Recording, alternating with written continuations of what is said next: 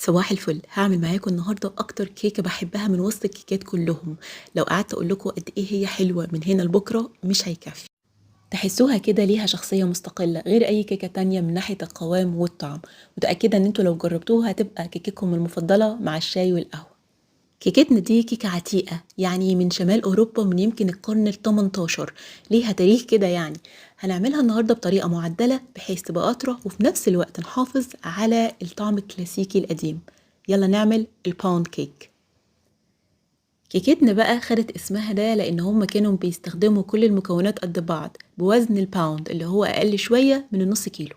طبعا بتبقى كميه كبيره قوي، فالنهارده هنعمل كميه صغيره كده على قدنا. طبعا كل المكونات بتاعتنا تبقى بحرارة الغرفة.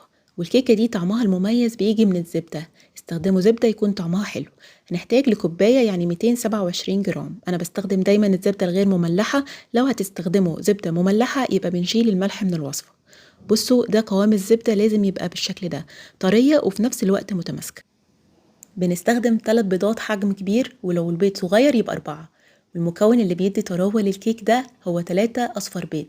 أنا عارفة إن في كتير منكم مش بيحبوا يفصلوا الصفار عن البياض، فهقول لكم إيه البديل في آخر الفيديو.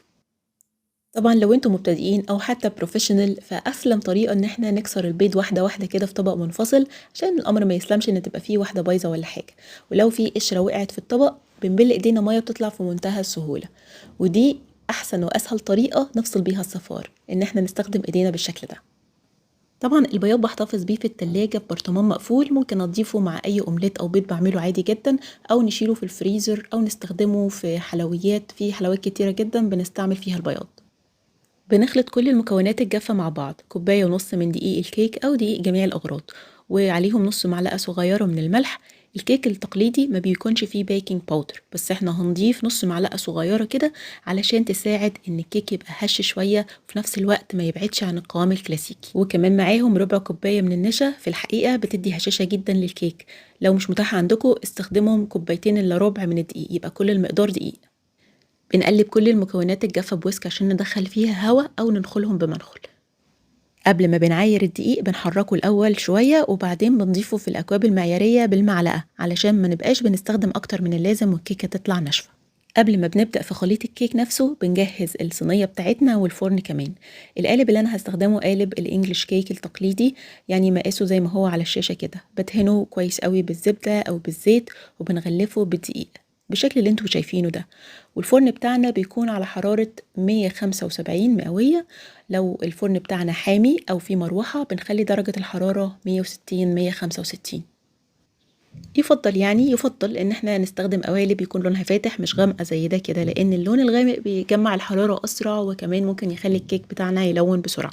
فعلشان نبقى في السليم، يعني لو هنستخدم لون غامق كده بنجيب ورقه فويل ونطبقها بالشكل ده كده طبقتين فوق بعض، ونغلف بيهم القالب بتاعنا من الجوانب بحيث ان هو ياخد لون مظبوط ويستوي براحته في الفرن.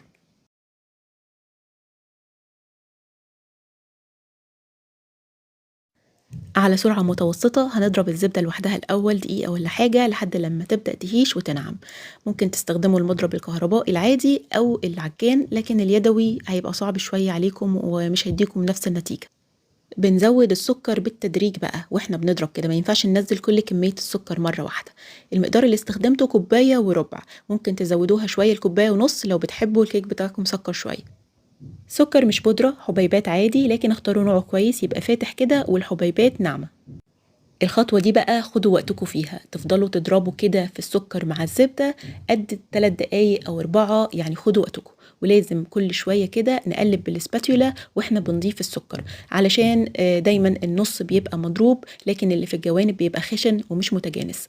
بصوا، فضلت اضربهم مع بعض تقريبا 3 دقايق لحد لما هاشوا وبقى قوامهم بالشكل ده كده ولونهم بقى فاتح جدا. الخطوة دي مهمة عشان الكيك يبقى هش وناجح معانا. طبعا بننكه بالفانيليا، انا استخدمت معلقة كبيرة من الفانيليا السايلة. لو عندكم بودرة ممكن تستخدموا معلقتين صغيرين، او ممكن تضيفوا بشر برتقان، بشر ليمون. انا استخدمت كمان نقطتين كده من روح جوز الهند، وده اختياري. هنزود بقى البيض بالتدريج وناخد برضو وقتنا في المرحلة دي كمان. يفضل لو احنا نخفق البيض كده الأول علشان يبقى سائل وينزل بالتدريج، ما تجوش كده تضيفوه فينزل 2 زي ما حصل كده. المهم ان احنا نضرب برضو بعد ما بنخلص البيض قد كمان 3 دقايق تانيين. فالخطوة دي مهمة جدا، وهزيد وأكد وهعيد وابقى مملة علشان الكيكة تنجح معاكم. وطبعا ما ننساش ان احنا كل شوية بنقلب المكونات واحنا بنضرب. الخليط متجانس عشان كل المكونات اللي استخدمناها كانت في حرارة المطبخ.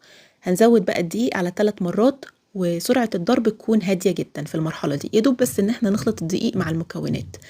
في الأول كانت سرعة المضرب عالية علشان تدي فوليوم، لكن في المرحلة دي ما ينفعش ان احنا نزود السرعة ولا نقلب الدقيق كتير، علشان لو زودنا الخفق في المرحلة دي الكيك هيطلع ناشف ومش هش ولا فلافي زي ما احنا عايزين.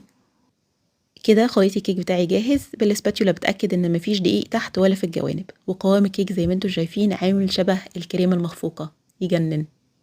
نرجع بقى لنقطة كنا قلناها في البداية، ايه البديل عن صفار البيض وبرضه هيخلي الكيك طري ولذيذ جدا؟ ان احنا نستخدم تلت كوباية من القشطة اللي هي وش اللبن، بس نزود عليها عصرة ليمون، وممكن برضه تلت كوباية من الزبادي اليوناني او الكريمة الحامضة. الكريمة الحامضة سهل نجيبها من السوبر ماركت او نعملها في البيت، يعني نجيب تلت كوباية من الهافي كريم او الكريمة الدسمة وعليها عصرة نص ليمونة. بالشكل ده بتتقل وبتبقى في منتهى الجمال. في الحالة دي يعني لو هنستبدل صفار البيض بأي حاجة من التلاتة دول، بنزودهم بعد ما بنضيف مقدار الدقيق الأولاني، وبعدين نخفقهم ونزود باقي كمية الدقيق. علشان خليط الكيك تقيل بالشكل ده فبنوزعه واحدة واحدة جوه الصينية بالسباتولا كده، وبعدين بنساوي سطح الكيك بسباتولا او معلقة او اي حاجة. مهم ان هو هيدخل في الرف الاوسط، والفرن بيكون ساخن مسبقا، يعني احنا بنشغل الفرن من قبلها بحوالي ربع ساعة عشان يكون سخن كويس. يقعد في الفرن بقى من 45 دقيقة لحد 60 دقيقة، ايوه بيقعد مدة كويسة في الفرن. اول ما نشم ريحة الكيك كده بدأت تبان، نجيب خلة من بتوع الشيش طاووق دول نحطها في النص، المفروض ان هي تطلع شبه نظيفة يعني. لو حسينا انه الكيك بدأ يحمر بزيادة، بنجيب حتة فويل كده ونغطي بيها الجزء اللي احمر علشان الكيك ياخد لون حلو وما يبقاش غامق بزيادة. قبل بس ما تدخلوها الفرن بلوا السكينة واعملوا زي شق من النص كده، عشان الكيك ده بطبيعته لما بيدخل الفرن بيعمل زي كراك او شق على الوش، فعشان يطلع شكله حلو ومنتظم نعمل الحركة دي. اهم حاجة ان هي لما تطلع من الفرن بنسيبها 10 دقايق او ربع ساعة جوه القالب، وبعد كده بنطلعها منه ونسيبها على الراك لحد لما تبرد خالص. ما ينفعش تقطعوها وهي لسه سخنة لانها ممكن تتفرفت. بعد ما تبرد خالص بقى قطعوها براحتكم، حطوها في علبة مقفولة عشان تحافظ على طراوتها، وممكن برضو تفرزوها. من ناحية الطعم والقوام، الكيكة اللي معمولة بصفار البيض بتبقى متماسكة وبتدوب في البق وليها طعم غني بسبب الصفار الزيادة، أنا شخصيا بحبها. الكيكة اللي معمولة بدل الصفار بالكريمة بتبقى أطرى شوية وليها طعم جميل برضو بتدوب في البق، لكن هي مسألة تفضيل. جربوهم وقولولي أنهي واحدة عجبتكم أكتر. حقيقي من جمالها مش محتاجة أي حاجة خالص، يمكن اللي بيكملها شوية فواكه طازة.